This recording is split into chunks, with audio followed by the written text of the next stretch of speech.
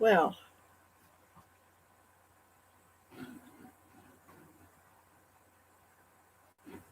that don't work. Okay. Oh boy. A little earlier than usual. I got a lot of stuff I need to do. Oh, I missed a piece of hair. That's what happens when you try to put the ponytail up and don't have your comb with you. Oh well, it's there.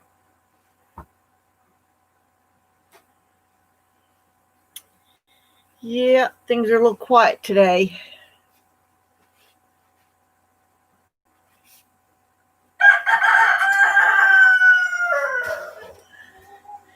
Doing a lot of fidgeting. If I knew how to edit that out, I would do it, but I don't know how to edit that out. So, I don't know. Oh, well, what's going on with this? Okay. First off, I've been having problems with my wrist, thumb for a while, and I tried wearing a brace, and the brace would come like around here, okay, and it was supporting the wrist, but not the thumb. And what I noticed was that it was every time I used the thumb, okay, whether it be to pick up one of the drakes or doing something else, that's when it would really, really hurt. And I mean, I thought it was the wrist, but no, it's more the thumb. And I had it x-rayed a couple of months ago, and it wasn't broken. So, okay, fine. So we know it's not broken. So therefore, it's soft tissue, muscle, tendon, or ligament. Okay. And I'm trying to figure out, okay, try not wrapping it. Try just letting it be. But the more I used it, the worse it got. So then it dawned on me that in one of the totes I have medical stuff in, that there's probably a small size ace bandage. And it's like, okay. So I tried wrapping it up, and I have noticed that it is improving. Actually, I almost didn't bother putting it on today because it felt so much better. Figure, you know what? I'm going to keep using it for a few more days, and we'll see. We'll see how it goes. I think that's what I needed. I needed to have the thumb part wrapped up right in here, just to kind of keep me from using the thumb too much. So, but it's not anything serious. It's just a matter of, I got things I got to do, and I got to do it. So I just it would start feeling better, and then I'd do something using it, and it would make it worse again. So, it's just a matter of giving it time to heal, and that's what I'm doing. Well, I'm a little bit earlier than usual, and the reason being is that I've got things I got to get done. Okay. I just saw a stink bug flying here. It's that time of year. Stink bugs are starting to congregate. They are so annoying. They get into everything. So I haven't cleaned off the cobwebs over here. Maybe the cobwebs will catch some stink bugs. Maybe. Anyway. So what have I done so far this week? Okay. I have been working, besides driving my Amish guys around. Now, this week it kept getting delays, so I was driving them a little bit more than what they originally planned. I was originally supposed to have Thursday through to Monday off, and they ended up needing me on Thursday. So and it was one of those kinds of days where I had to stick it out with them. It wasn't worth me driving home and going back in. It just wasn't worth it, the amount of work they had to do. So, but it ended up being worth it for me because they paid me well for that time. So now I'm stocking up on feed. I got my layer feed yesterday, and tomorrow I've got to get, I'm going to get at least 2 bags of alfalfa pellets, and I need to get some cracked corn, because that's what I feed the drakes, half layer, half cracked corn, because they're going to get thinned out. They are. It's just a matter of, I can't process them like this. So hopefully in a week's time, I'll have the full use of my hand, and then I can do the deed. Either that or sell them. I'm debating. That is something I did on Tuesday. Okay, yeah, I was going to tell you about this. Tuesday, I stopped at the auction in town. This is the first time I've been there, so I took no money. I took no livestock because I didn't know what to expect. Okay, it's a little bit different than the one that I used up in New Jersey. All the small livestock, your fowl, and I guess I didn't see any rabbits on Tuesday, but they had mostly chickens, and I did find a couple of Muscovy drakes that somebody was selling, and I told the girl that if they both didn't sell that week, that I would be back there this coming week to buy one. I'm hoping that I can be, because I think the guys are working in a different city. So we'll see how that works out. At least I have her number, and I can give her a call and let her know, because it's the kind of drakes, it's the kind of Muscovy I want, with the color, and they're a little bit smaller than what I've got. The ones I have are really, I think they're too big, and I really didn't want the breed, but I wanted to have some kind of Muscovy on the property. So anyway, and I'll come back to the Muscovies in a minute. So anyway, I learned a lot from the auction. I spoke to a really nice lady in the office. We had a lovely conversation about goats. And they said, she told me that the pigs are first, cattle are second, and then there's sheep and goats are near the end of the day. Okay. And I sat there and I went through, they only had 1 pig on for auction that day. But I sat through the cattle, and unfortunately I had to leave before they were finished. But if I'm going to do sheep and goats, then, well, not sheep, but goats. If I'm going to be selling any goats there, and I don't know if I will or not, it kind of depends. But if I do, they're later in the day, so I'll have to see how that works out with driving the Amish guys.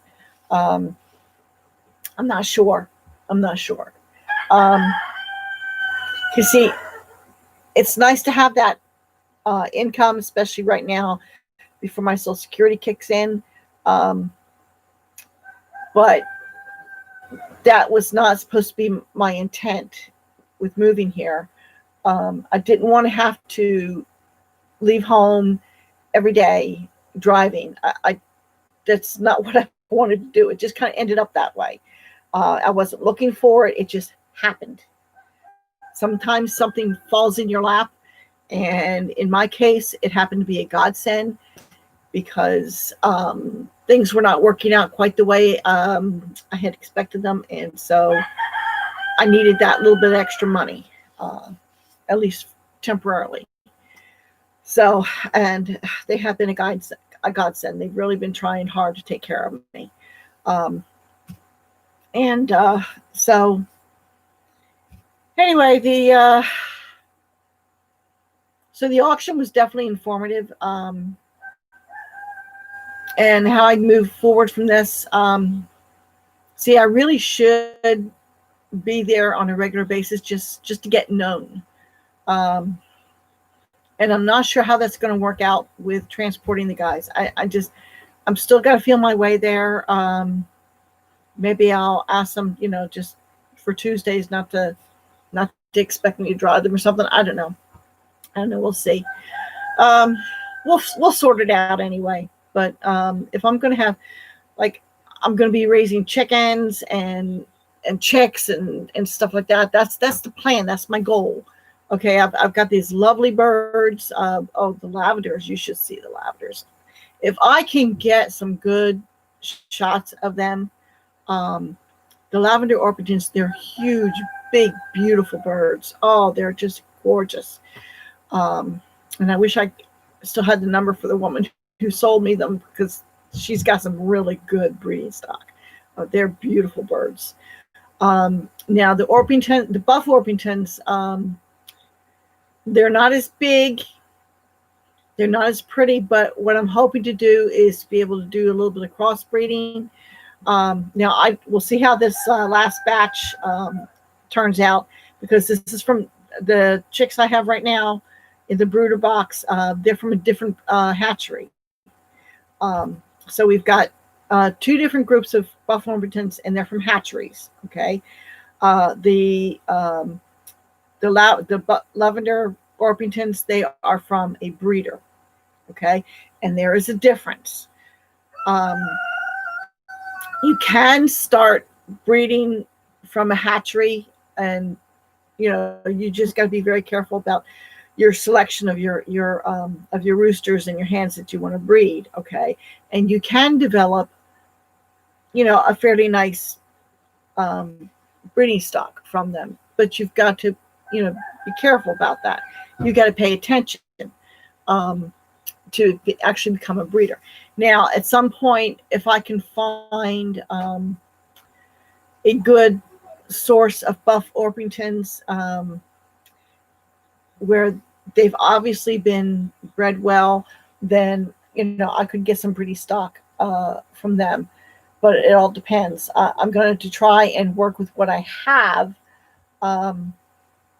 Be really interesting, because I have one lavender. I'm not sure if he would be considered a lavender or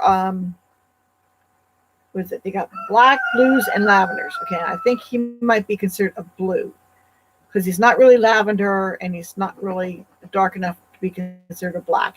When they say black, they're not really black. They're just kind of like a dark gray. Not even gray, because they got that lavender hue to them, the purplish kind of hue to them.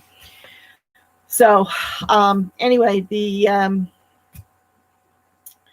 so take this one rooster that I have. He is he's got that lavender gene, but he has orange in his feathers. Not buff like the buffs, they are orange. It's like, it looks so cool. And it's like, now there are people that, if they want the specific strain of the lavenders, that would be, he would be a cull. Okay, he would automatically be a cull, because he doesn't have the right feather coloring. But in my case, I'm looking to develop my own strain that is a quality bird that lays well and is also a good meat bird. So, and he is big and beautiful. He is gorgeous. And so I really want to keep him and use him for breeding. I want to see what I get when I cross him with some nice buff hens. And, we'll see. This is just experimenting with genetics, and hopefully I'll get some nice sized birds. I really like them. There's people around here that really go for the bannies, but it's like, I can't see a banny. What use are they? Yeah, they're cute and they can be pretty. It's like, but there's not hardly any meat on them, and they lay really tiny eggs. It's like, No, I want big eggs. Okay, so that I'm not into bannies. Um, I guess they, if you free range them, I guess they do the same thing as the regular chickens, but they'd be, I think they'd be more apt to be picked off by predators because some of your not so large predators could take out a banny easily. Even a house cat, I think, could take out a banny. Whereas the size of my chickens, no, they're not going to be taken out by a house cat. So no problem, no worries there. Sorry, that's with the chickens. Now the Muscovy ducks. Yeah, I still have too many drakes, but my girls are laying. So where I can find them, where they've been laying, I've been collecting the eggs because I am debating on whether or not to let them set on a nest. The thing is, here we are at the end of September, okay, and it takes 38 days for them. I believe it's 38 days for them to hatch. So we are talking into early November, okay. Now, granted, the weather here so far, from my experience, which has only been 2 years, this will be our third winter. It seems rather mild compared to up north. So do I allow my Muscovy hens to hatch out a brood? They will not be able to forage for insects or anything else for that matter. So that means I would have to feed them. So that is the problem. Now, if I had been able to get them earlier in the season, then it probably would have been fine for me to let them hatch out a brood this year.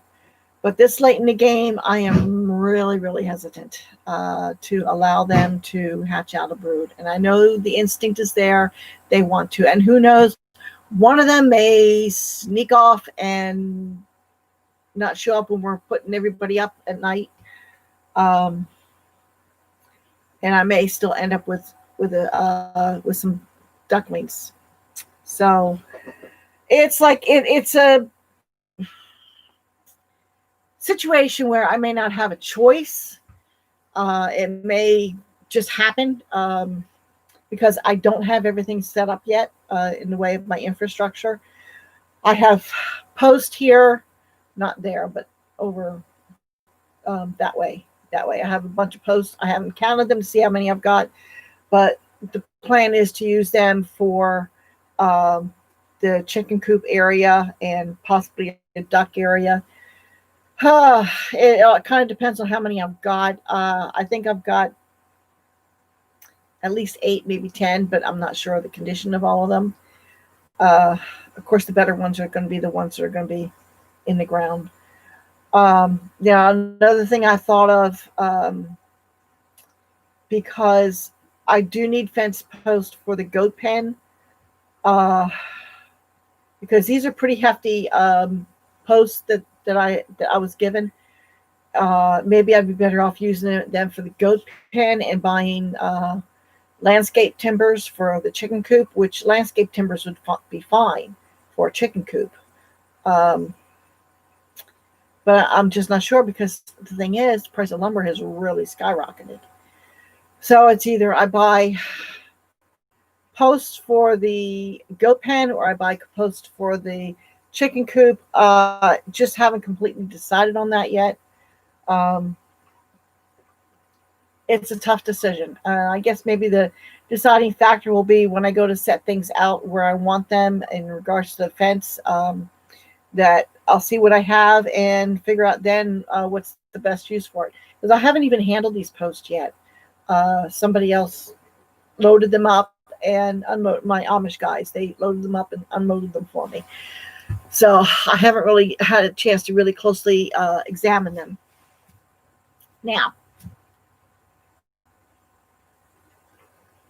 winter prep. Don't mind me, I'm listening. Winter prep. Okay, one of the things I'm doing is cleaning up around here. You see this pile right here? That is pallets, okay? some of the stuff in there is good, and I will have a use for it. Some of it is stuff I need to get rid of and probably just burn it. Okay. Um, oh, must be a helicopter I'm hearing. Um, so I'm trying to get this area around here cleaned up, because this is going to be my staging area, my work area, in regards to farm related stuff. Um, one thing that I have done is I finished my floor for my temporary. Well, it's not going to be temporary. It's going to end up eventually being a permanent structure, but for right now, it's a temporary structure. Okay, where I'm going to be storing hay, or at least round bales anyway. The barn is still for square bales. Okay, and I can store upwards of, I believe, 150 square bales in here. Okay, which I can't store anything in here yet because the floor has to be done. So I had to have some place where I could store my hay, because I have, even though they have to work in the barn to finish the floor, and that means I have to clear everything out, which means I can't store hay in here. I had to have some place to store hay because winter's coming. My pastures are pretty much kaput, and nothing's really growing back, because the way it is, it's been overgrazed. Okay, areas that are grazable have been overgrazed. Okay, so I needed to get the horses off the pasture and onto hay. So I was really working hard this week to try and get the base floor down, because I think I mentioned last time that the land kind of slopes down. Okay, and I needed to have it level. Okay, if you can tell, and if I had made it level all the way back to the fence post, this would have been like 2 feet high, and I didn't want that much of a space. So I made it about, I think, 18 inches. Okay, and I went back here, and I've got enough there that I just had a round bale delivered today, and one round bale, I got plenty of room to get around it so that I can peel it. And it's elevated. There's airflow under it, and it's just it's working out good. And I think if I do a little bit more work on the slope side, maybe grade it a little bit better, have and put something down there, so that the hay is not sitting right on the dirt, that I can probably store 2 round bales on that area. Okay, now that's the floor. Okay, now what I'm going to be working on after I get off of the live stream here is the shelter is going to be over top of the round bales. I've got to get that done today, tomorrow morning at the latest. Okay. I was going through the remnants of the pipes and whatnot from the shelter that had my tools in it that blew over in the wind, and it looks like I have enough of the peak braces. Okay, for the peak of the structure, I have enough of those to do the full length. Thing is, I don't have enough of the sections for the down here and then to the walls, the roof section that connects the roof to the walls. Okay, I don't have enough of those pieces for the full length, because some of them really got badly mangled. I'm hoping I have enough to do 2 sections. I'm hoping. I'm not sure that I do. If I don't, then I may be able to rig something up. To wait and see. But I'm going to do the best I can. If I have 4 of those pieces, then maybe I'll be all right. We'll see. If I mean, maybe I can do something with some plywood or something to kind of like bolt them to or something. I don't know, but I'll figure something out just so I can get something over top of the hay. And I think I can do it. One section I'm pretty for sure I can do, but I'd like to do 2 sections. Okay, the full length is 3 sections.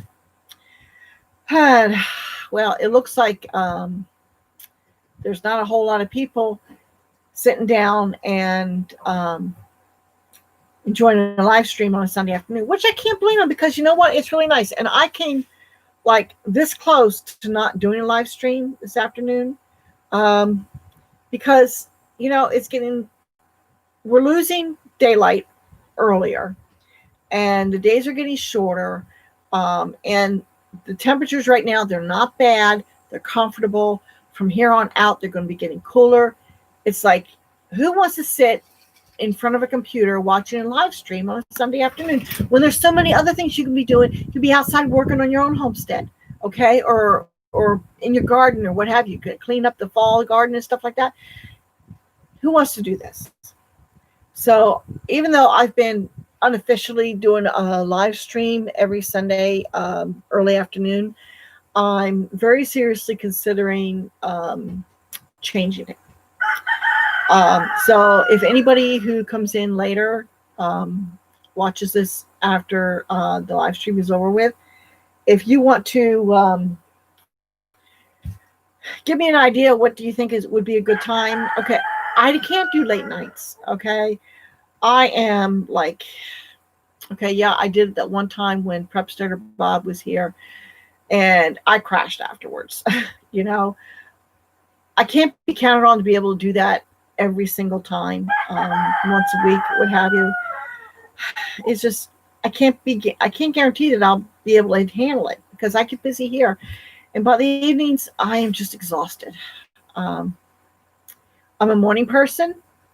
But right now, since I'm driving the Amish, I don't have a lot of mornings where I can do live streams. Now, if I decide to stop driving them, then yeah, I have whichever morning I could do a live stream in the morning before the sun comes up, if there's anybody who's interested in that. Other than that, I mean, hey, I guess there's always Saturday mornings I could do, but then again, Blake Kirby does a Saturday morning live stream. I don't know if anybody else does a Saturday morning live stream. There might be others that I'm just not aware of. I have not had time to watch as many videos and live streams as I wanted to. So, you know, it's just because I've been so busy. Hopefully, once the infrastructure is finished here, and maybe come this winter, I'll have more time and I can do that. But I just haven't had the time to sit. I catch who I can. Okay. Now, if you have information in your videos that is pertinent to what I'm dealing with, you know, I'm going to put you on a priority list as to what videos I'm going to watch. If you're doing cooking, I'm sorry, a cooking show is not priority on my list right now. But anything to do with building, yeah, I kind of watch that. If there's any kind of concern with livestock, I'm going to kind of watch that. Gardens are they're winding down right now, unless you're in the deep south, like, you know, deep south homestead. Then they're just gearing up for the winter. But a lot of other people up north, they're gearing down. Maybe they got greenhouses. They're doing that. I don't have a greenhouse right now, even though it's something I want to do. It's not top on the list. It's like down here a little bit further. It's not way down, but it's like down a little further. So I don't have anything going on with the greenhouse, so I don't really need to worry about that right now. You know, so I mean, I catch what I can. Yeah, I have interest in how different families are doing. Right now, I'm kind of like into construction, fence building, business-oriented stuff, because let's face it, I want this homestead to pay for itself at least. You know, I'm fortunate to have the Amish transportation going, but you know, I can't continue to do it forever. I just can't. So, but it's nice to have it there while I needed it. So, um, anyway, I guess maybe I probably should get off. Nobody's popping on. I had somebody on briefly, and they're gone, and nobody is coming on. And I don't blame them one bit. But I really do have to get on that shelter for the hay. We've got rain moving in, I think tomorrow afternoon, tomorrow evening. And last I saw, Tuesday is supposed to be pretty much kind of off and on rain all day. So I kind of really need to get that hay taken care of. It's sitting there wide open to the sun. So hopefully I can get this up and have the hay covered. I do have a tarp to put over the hay if I don't get the structure itself finished, but that's not ideal. Okay. I'm better off putting something over so that the hay can vent. Because there's still, even though it's dry, there is still a little bit of moisture in the hay, just a little. And if you put tarp right over top without any kind of way for the air to move in there, that's going to aid in developing mold. And that was one of the reasons why I lost some hay last year, because I didn't really have a way of keeping the tarp off the hay. I tried to do it so that it would get some airflow, but I just was not successful. Tarping hay is not really the ideal. But if it's all you got, it's all you got. So anyway, this is Mother of Many Horses with Honey Hollow Homestead. And I hope you all are enjoying the lovely weather, and I will catch up to you later. Have a good one, people.